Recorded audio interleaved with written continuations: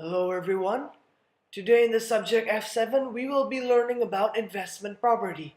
And investment property falls under IAS 40. Now, first of all, what comes to your mind when you hear the word investment property? Yes, it might be an investment, of course, through property. But now, what kind of investment? An investment should generate returns for us. Agree?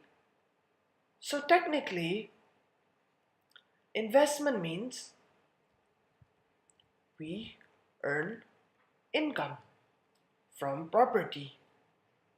Now, how do we earn money from our property? There are two common ways. One is we receive rentals.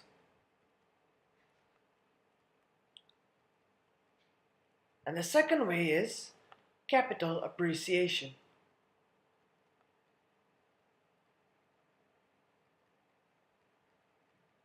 Now, you might be wondering, what is capital appreciation?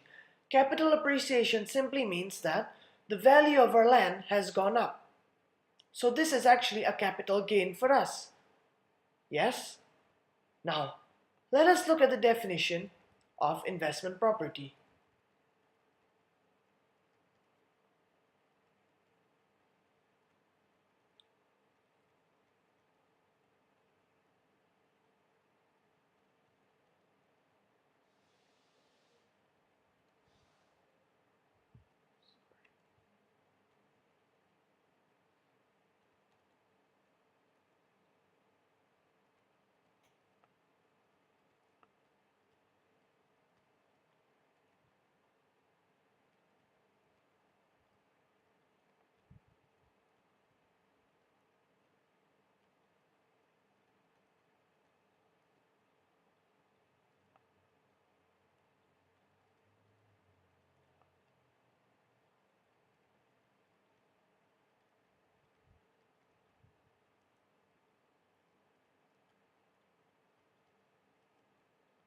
Okay, investment property is a way of earning income from rentals or capital appreciation or both. Now, how can it affect both? Meaning, how can you earn rentals and capital appreciation also? This simply means that supposing you have a building. Now you give it out for rent. Yes, this means that every year you get income, rental income. But every year also the value of the building might go up. Now in that scenario, investment property is leading to both income from both sides, rentals and capital appreciation. Okay, here are a few examples of investment properties.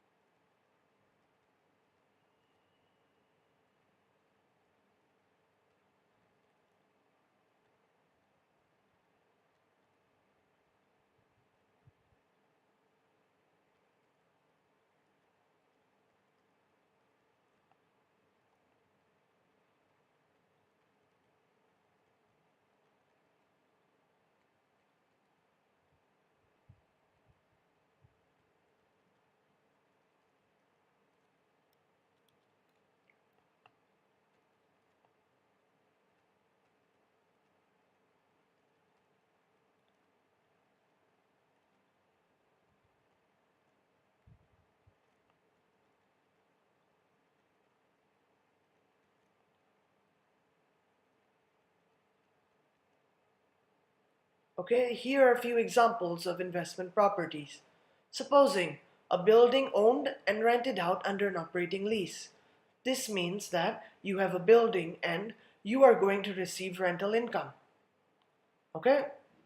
Next one is a building owned for capital appreciation purpose.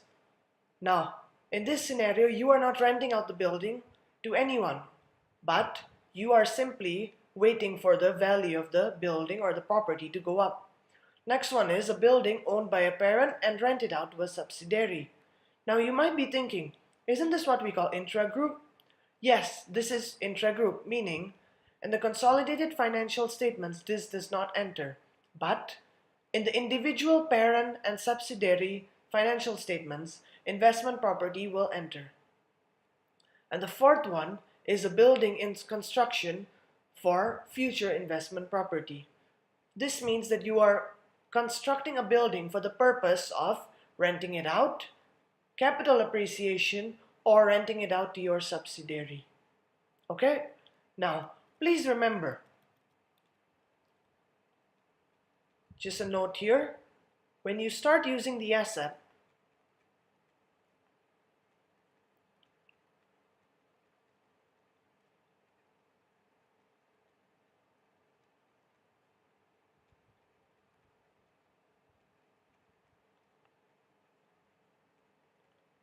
okay? When you start using the asset, IAS 16 applies.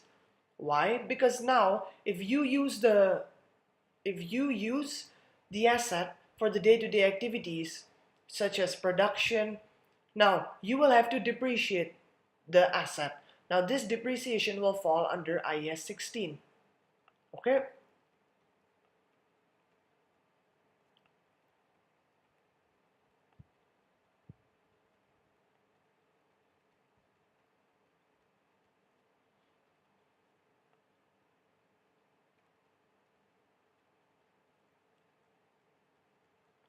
Now, in a scenario where your main business is dealing with investment property, meaning your business just buys properties for capital appreciation, or your business just buys properties and receives rental income, now this falls under IAS 2, inventory.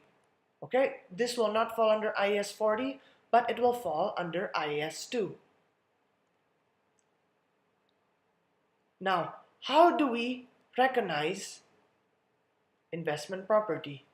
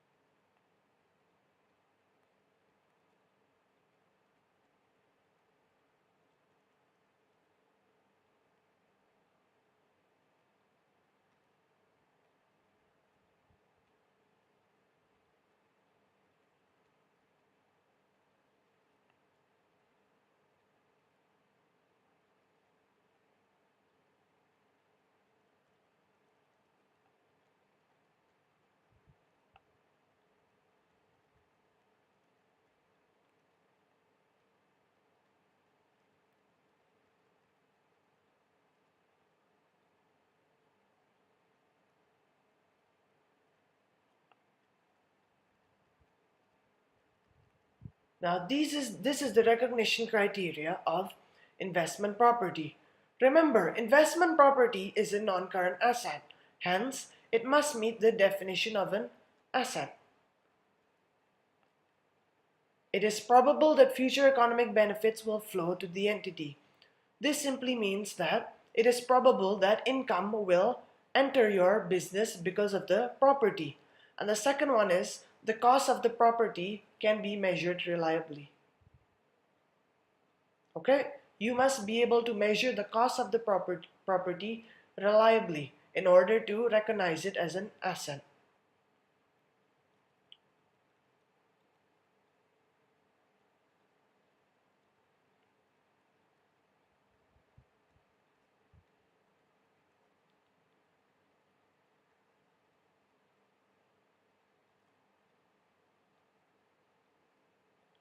Now, how are we going to value the how are we going to measure how much our investment property is actually worth? IAS 40 requires us to value investment property at cost when you first construct it. Or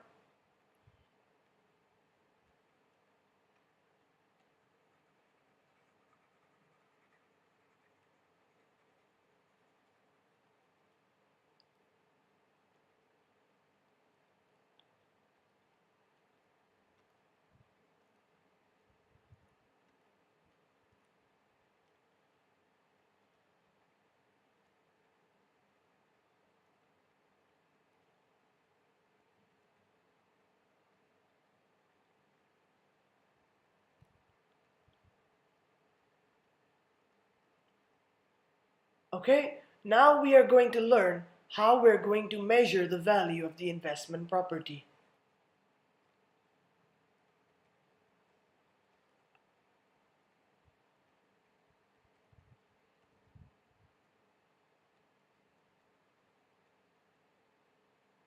Okay, when you first value your investment property, the initial recognition must be at the cost of the property. Now this includes transaction cost.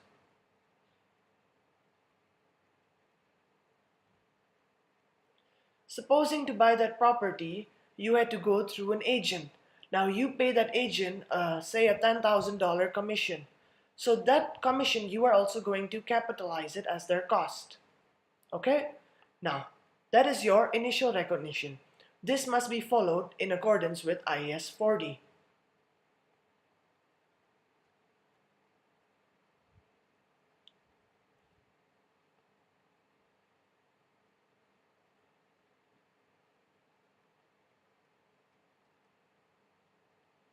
Okay?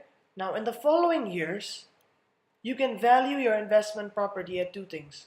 One is the fair value model.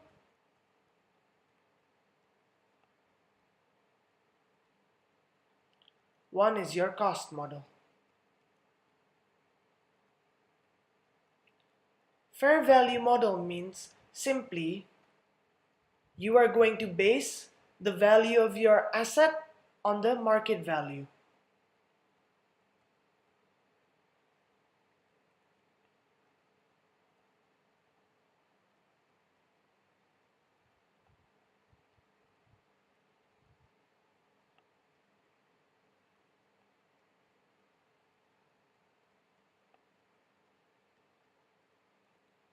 Okay? If the value goes up,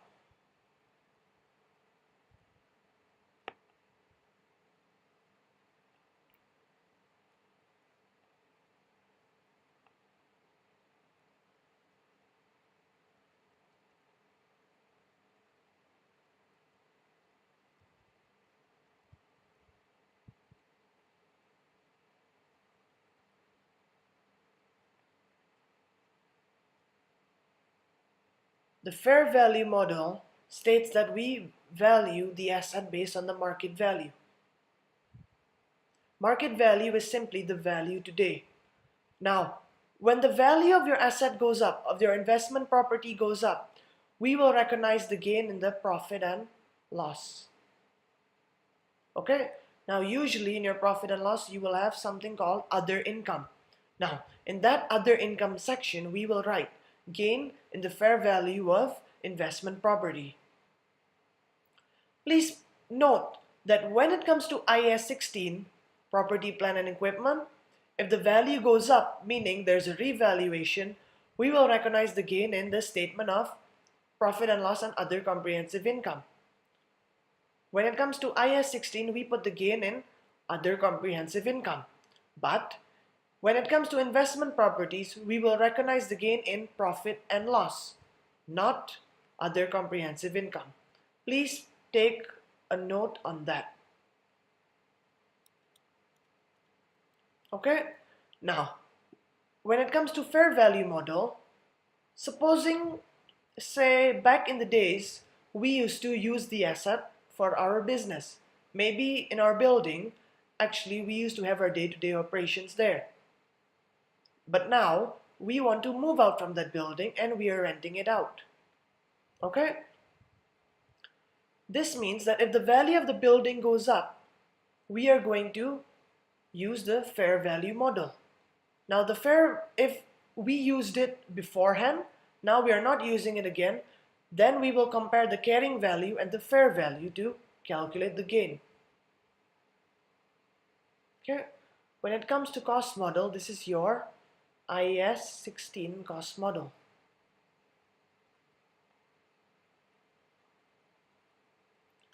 Where we will value the assets at cost minus accumulated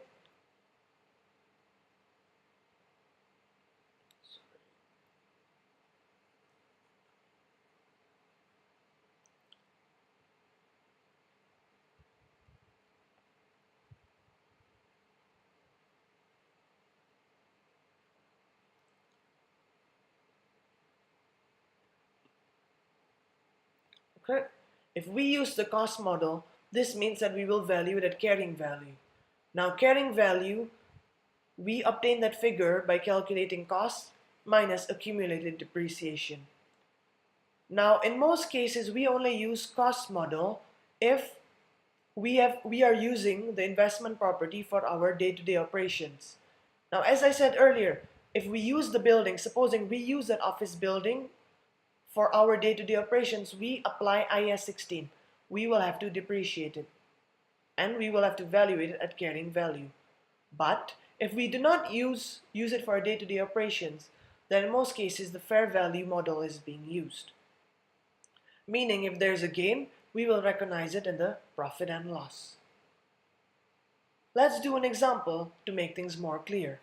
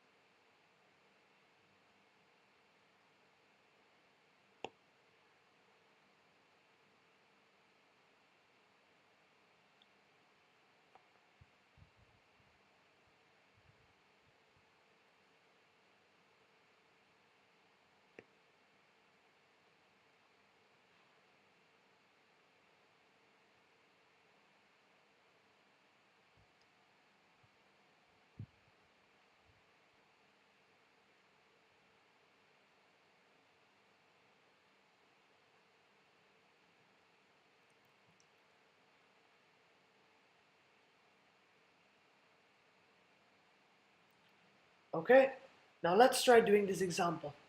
Following a closure of a division, Carter vacated from a building and decided to give it for rental on 30th June 2008. This simply means Carter is closing down one of his divisions which he used to use. Now, he is giving it out for rentals to receive rental income. The building had a cost of $1 million and a useful life of 50 years. The fair value of the building was $950,000 on 30th June 2008. The fair value increased again on 31st December 2008 to $1.2 million. Calculate the amount to be entered in the other comprehensive income and other income. Now, let's see first. This scenario clearly shows that Carter was using the building for his office space, or you can say for his division. For how long? It was bought on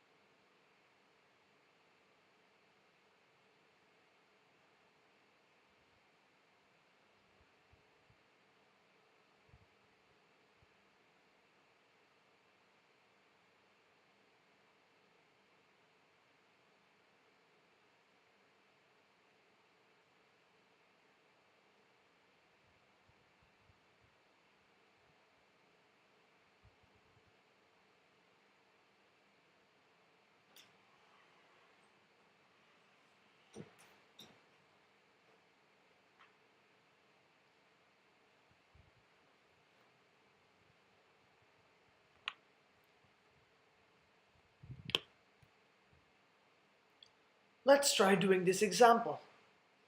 Following a closure of a division, Carter vacated from a building and decided to give it for rental on 30th June 2008. Now, from the sentence itself, we can know that actually Carter was using that building for a division. Now, he is closing that building, he's closing the division, and renting out the building to earn rental income. The building had a cost of $1 million and a useful life of 50 years on 1st January 2000. This simply shows that we actually had the building on 1st January 2000. We used it for 8.5 years. Now we are not going to use it anymore, and we are going to give it out for rentals. On 30th June 2008, the fair value of the building increased to $950,000.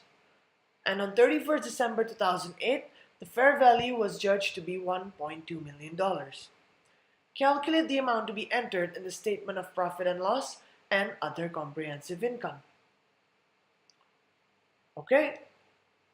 Now, if you see here, they bought the asset on 1st January 2000, and after 8.5 years, they are closing it down and giving it up for rentals. So can I say that for that 8.5 years, yes, 8.5 years, I am actually using the building. Now when I use the building, I have to depreciate it in accordance with IAS 16. So let us calculate the depreciation per year.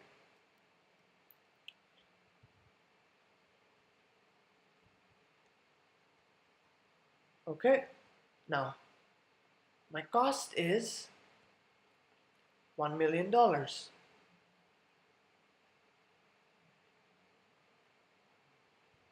useful life is 50 years. This means that my depreciation per year is $20,000.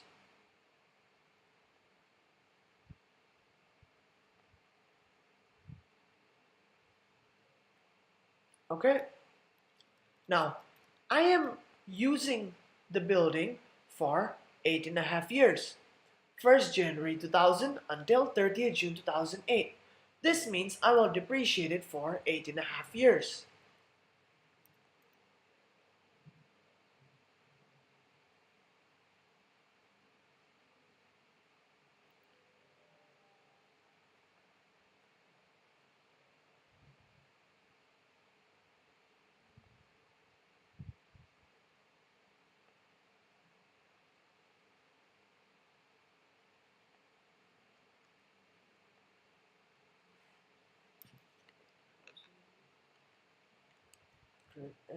$170,000. Okay, so what will be my carrying value?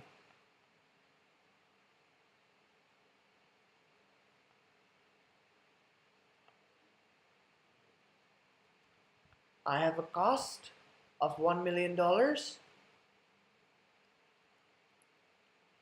and I have accumulated depreciation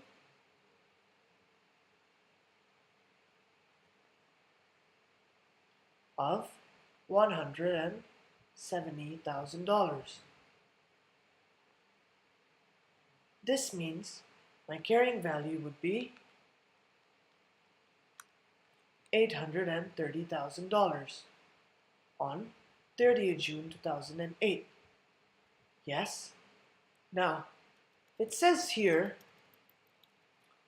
on 30th June 2008, the fair value of the building increased to $950,000. Well, my value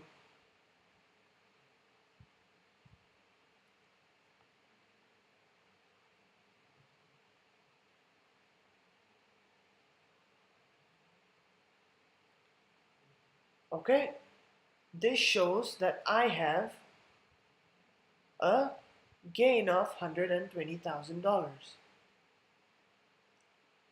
Now, this is what you call revaluation surplus.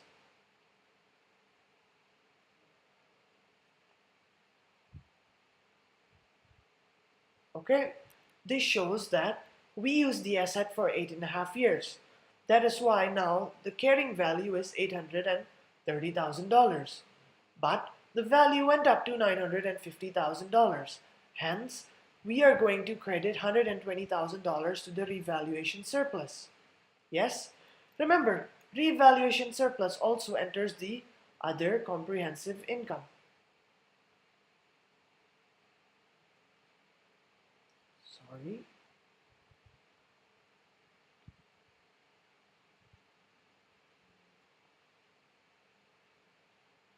Okay?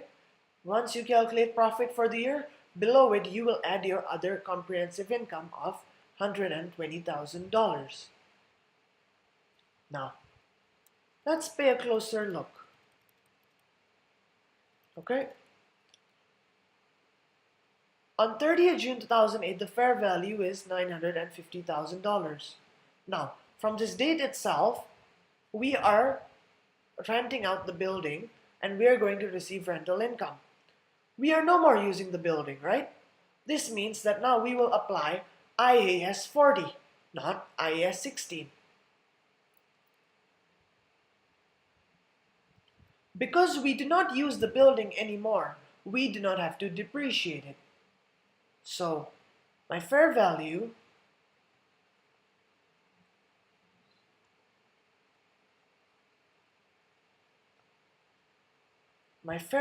on 30th June 2008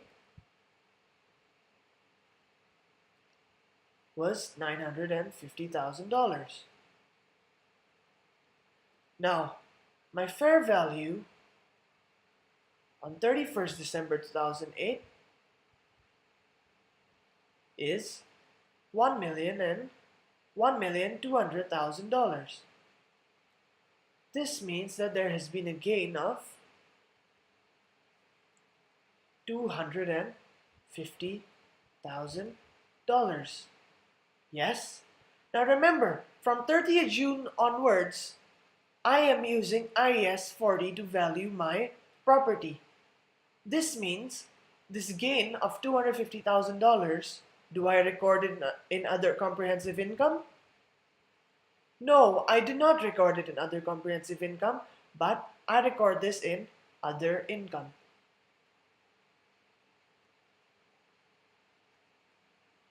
Okay?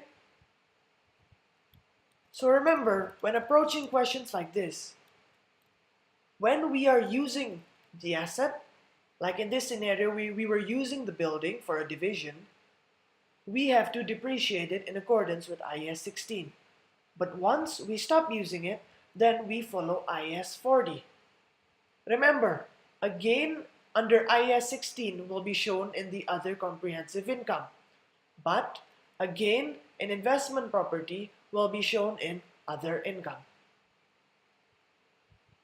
Okay? This is it for IAS 40 investment property. If you have any questions,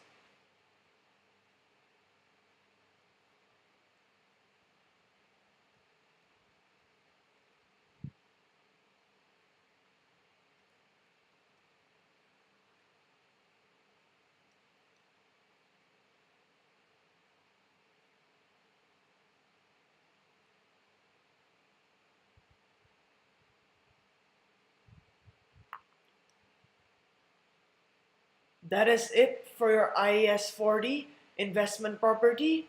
If you have any questions, please feel free to email me on the email shown below.